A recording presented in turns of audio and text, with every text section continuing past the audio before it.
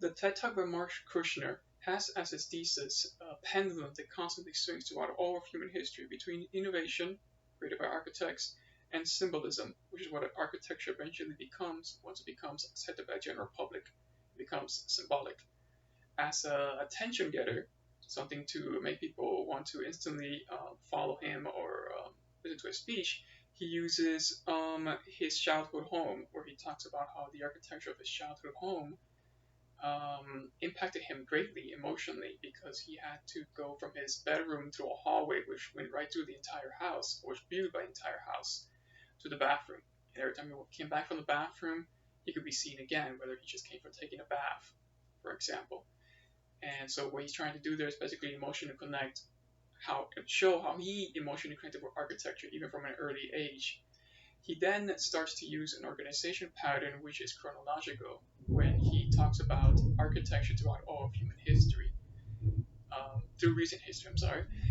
And at this point, starts talking about architecture of the 70s, which is brutalism.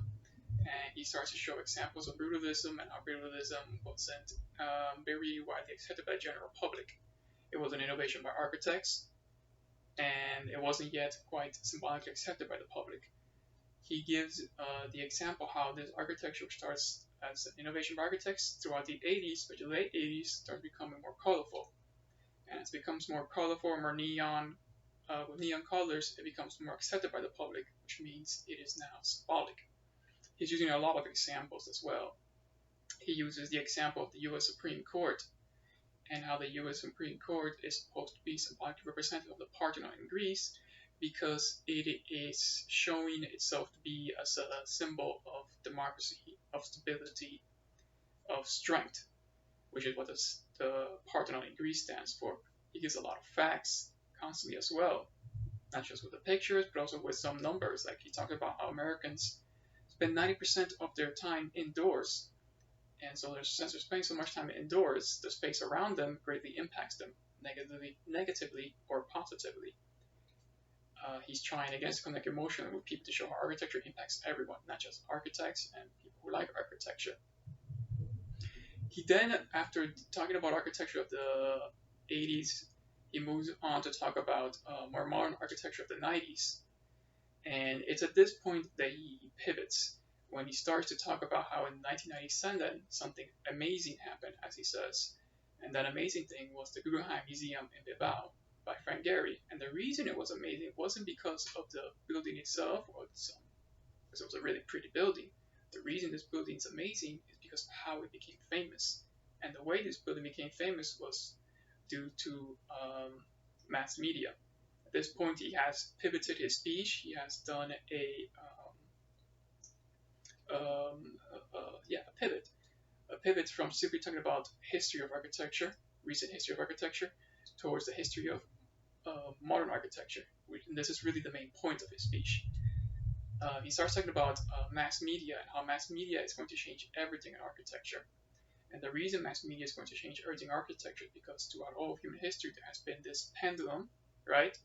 They have swung constantly between innovation and symbolism.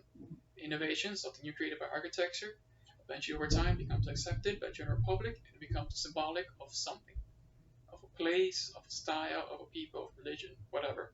It becomes accepted symbolically. And then architects invent a new invention. Throughout all human history, that architecture has been.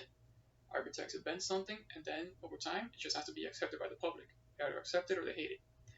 And now, due to mass media, which is shown primarily in his presentation with the Guggenheim Museum, with mass media, architects can simply draw a new project and render it. So just show how the building's going to look when it's finished. The building hasn't even started construction yet.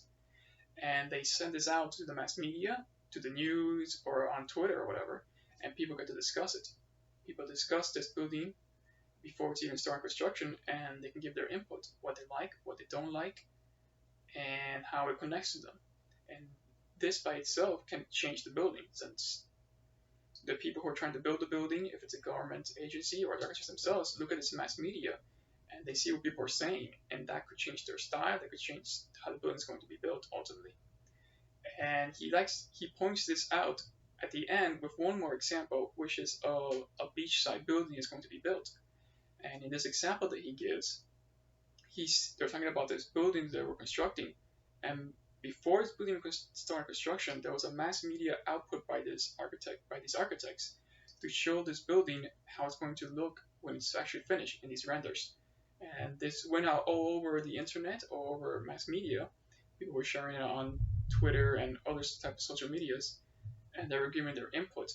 It became such a big hit, these renders of this building, how it's going to supposedly look. Who knows how it's going to actually look? Supposing how it's going to look when it's going to be finished. That when the building was actually finished, it became like a hotspot, like extremely popular, because this building had been shown on mass media for such a long time and so often that people felt like it was already part of the community, even though it maybe hasn't even been built yet or started construction yet. And at this point, he talks about how this new thing with mass media is going to change everything in architecture, because no longer is architecture history going to be a thing where there's a pendulum that constantly swings between innovation and symbolism. This pendulum he was talking about in the beginning of his speech is now over. It's dead due to mass media, and that's his main point of his overall speech. When he got to that point and he showed that example, it was a really good example for me. I haven't quite thought about architecture as being this pendulum that constantly swings between innovation and symbolism, so it did make an impact on me. And his constant use of examples to a museum, that rendering beachside building rendering that he showed, and the mass media output and what the general public thought about that building really made me think a lot. He made a lot of good examples, and his very good um, strength of his speech was first the examples, but second also emotional connection. He constantly wanted to show how architecture emotionally impacts the people in the general public.